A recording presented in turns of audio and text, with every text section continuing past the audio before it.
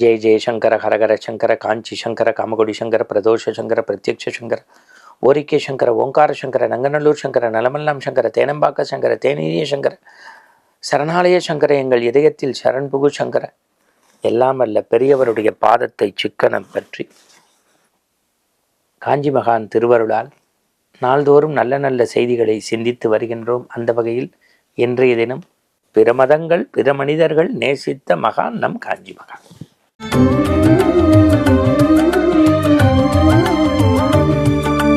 உங்களுக்கு தெரியும், பெரியவா பக்தர்கள்லாம் பெரியவார்கிட்ட போகும்போது உண்ணும் சோறும் பருகும் நீரும் சுவாசிக்கும் காற்றும் நீ தந்ததோ, எங்கள் வாழ்க்கையை நீ தான் இயக்குற, இது மாதிரி நிறைய சொல்லுவோம். கண்ணீர் கதைகள் சொல்லுவோம்.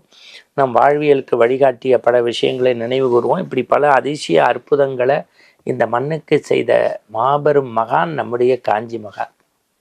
கடிகாரத்தினுடைய நொடிமுல்லை விட வாழ்க்கை சக்கரம் என்கின்ற வண்டி சக்கரத்தை வேகமாக சுழற்றச் செய்து நமக்கு இன்பம் என்கின்ற நேரத்தை மட்டுமே கண்முன்னே காட்டிய கருணை கடல் நம்முடைய மகா பெரிய சுவாமிகள். அவர் இந்த மண்ணிலிருந்து விண்ணோக்கி சந்திரமௌலீஸ்வரராக இறைவனோடு இரண்டர கடந்தபோது இஸ்லாமிய கிறித்தவ பெருமக்கள் மடத்திற்குள் வந்து கூட்டு வழிபாட்டு தியானம் பண்ணதை நாம் கண்டு கேட்டு பார்த்து படித்திருக்கிறோம். அந்த வகையில் மதம் கடந்த மனிதநேயம் பெரியவருக்கு, மதம் கடந்த பக்தர்கள், எல்லாரும் ஒன்று எல்லோரும் ஒன்று என்கின்ற நெறிப்படி வாழ்ந்தவர்.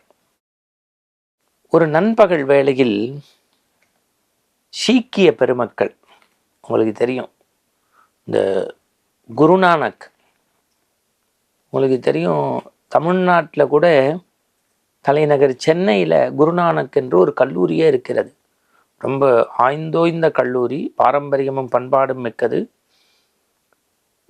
அங்கே நிறைய அந்த குருநானக்குக்காக கூட்டு வழிபாடு உண்டு. அந்த அவங்களுடைய அந்த மத கொள்கை கோட்பாடுகளை சொல்லித்தரக்கூடிய அங்கே மத குருமார்கள் உண்டு.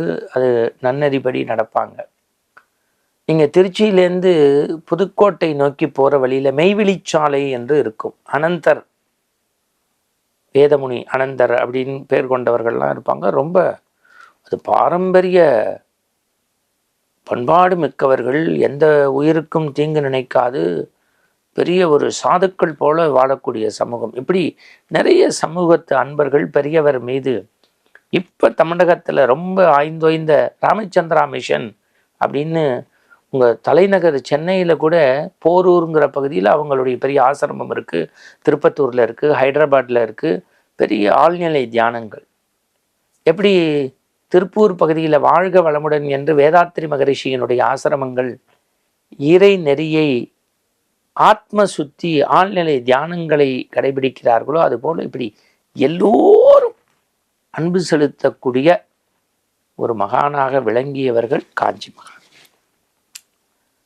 சீக்கிய மதத்தை சேர்ந்த சில அறிவுசார் அந்த அறிஞர் பெருமக்கள் பணி நிமித்தமாக வந்தவர்கள் காஞ்சிக்கு விஜயம் செய்திருக்கிறார்கள். மகா பெரியவரை சந்திக்கக்கூடிய வாய்ப்பு, வணங்கி அவரிடத்தில் பிரசாதங்களை பெற்றுக்கொண்ட போது 2 சீக்கியர்களிடத்தில் பெரியவர் பேசியிருக்கிறார். குருநானக் சொன்னதை நீங்கள்லாம் கடைபிடிக்கிறீங்களான்னு. அவங்க 2 பேருக்கும் ஒருத்தருக்கு ஒருத்தர் புருவத்தை பார்த்துக்கிட்டாங்களா. என்ன சொன்னாரா? குருநானக் சொன்னதை நீங்கள்லாம் கடைபிடிக்கிறீங்களா? குருநானக் கோட்பாடுகளை, கொள்கைகளை கடைபிடிக்க வேண்டியவரிடத்தில் ஒரு பெரிய மடாதிபதி, ஒரு ஆதிசங்கரர் மரபிலே தோன்றிய ஒரு காஞ்சி மட்டினுடைய தலைமை பீடத்தில் இருக்கக்கூடியவர் குருநானக் பற்றி சொல்கிறாரேன்னு முதல்ல இவங்களுக்கு வியப்பு. பெரியவா சொன்னாலாம், குருநானக் யாத்திரை போயிருக்காரு. அப்போ ஒரு ஊரில் ஒரு பெரிய கோடீஸ்வரர் கூப்பிட்டு, ஒரு பெரிய மிட்டா மிராசு அவரை கூப்பிட்டு உபசரித்து, இப்போ மகா பெரிய சுவாமிகளுக்கெல்லாம் எப்படி பாத பூஜை பண்ணி வழிபாடு செய்வாங்களோ அதுபோல் அப்படின்னு நீங்கள் மனசில் வச்சுங்களேன். இந்த குரு நானக் என்கின்ற அந்த மாபெரும் மகானுக்கு ஒவ்வொரு ஊர்லேயும் சிறப்பு மரியாதை செய்தபோது ஒரு ஊரில் ஒரு பெரிய மிட்டா மிராசு எல்லாம் மரியாதை பண்ணி உணவெல்லாம் கொடுத்து, எல்லாம் இருந்தாலும் தான்கிற அகந்தை, அகம்பாவம், மானவம் குறையலை. உனக்கு ஞானச்செருக்கு வேற, திமிரு வேற, கொஞ்சம் அந்த தான்கிற நெடியோட இருந்திருக்கார். குருநானக்கு அவருக்கு ஒரு பாடம் எடுக்கணும்னு மைண்ட்ல தோணிடுச்சு. அவர் வீட்டிலேருந்து விடைபெறுகின்ற போது அப்படி கண்ணை மூடி தொலாவிட்டு ஏதோ தன்னுடைய உடைமையிலேருந்து ஒரு பொருளை எடுத்து, ஐயா நீங்கள் பெரிய படித்தவர், பண்புடையவர், இந்த ஊருக்கே பெரிய மனுஷன், மிட்டாமராசு, நிறைய நகையெல்லாம் வச்சுருக்கீங்க, இந்தாங்க இந்த ஊசியை பத்திரமா வச்சுக்கோங்க, இந்த ஊசியை பத்திரமா வச்சுக்கோங்க. விண்ணுலகத்தில் நம்ம சந்திக்கும் போது மறந்துடாமல் எனக்கு கொடுத்துருங்க. அப்போ அந்த மிராசு சிரிச்சுக்கிட்டே சொன்னாராம், உங்களை பெரிய ஞான குருமாறன்னு நினச்சேன், இப்படி ஒரு காரியத்தை செய்கிறீங்களே, விண்ணுலகத்துக்கு வரும்போது இது தினமும் தங்க ஊசி தான், அதுக்காக கொண்டா வர முடியும், கையில் வெறுங்கையோடு தானே வர முடியும்னாராம். குருநானக் ஒற்றை புன்முறுவலோடு சொன்னாராம், நீங்கள் படித்தவர், பண்புடையவர், அறிவுடையவர், இத்தனை பேரை ஆளுமை செய்கின்றீர்கள், எல்லாம் இருந்தும் நீங்கள் விண்ணுலகத்திற்கு போகின்ற போது மண்ணுலகத்தில் இருந்து ஊசி தங்கமே என்றாலும் கூட ஒரு ஊசியை கூட எடுத்து வர முடியாது என்று தெரிந்தும் தான தர்மங்கள் செய்யாது நான் என்கின்ற நெடியோடு இருக்கின்றீர்களே, அதை மாற்றிக்கொள்ளுங்கள் என்று சொல்லி புறப்பட்டாராம்.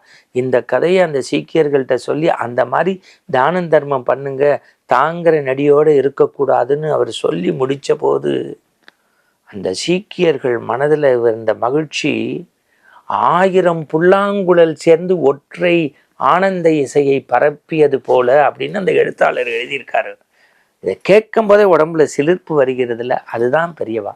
மீண்டும் இது போன்ற சிந்தனையோடு நாளை சந்திப்போம்.